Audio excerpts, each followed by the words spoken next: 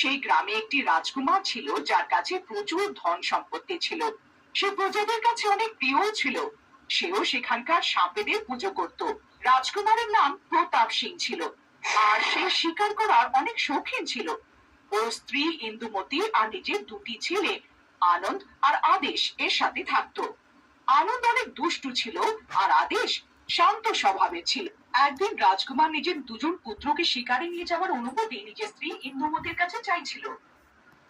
ইন্দুমতি, আজ আমি শিকারে নিজের দুই পুত্রদের নিয়ে যেতে পারি?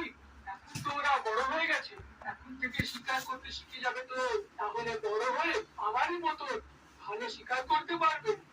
কিন্তু রাজকুমার মানছে তারা বড় হয়ে গেছে, যদি তারা আহত হয়ে যায় তবে, বা শিকার করার সময় কোনো জটিল প্রাণী তাদের উপরে হামলা করে দেয় তাহলে।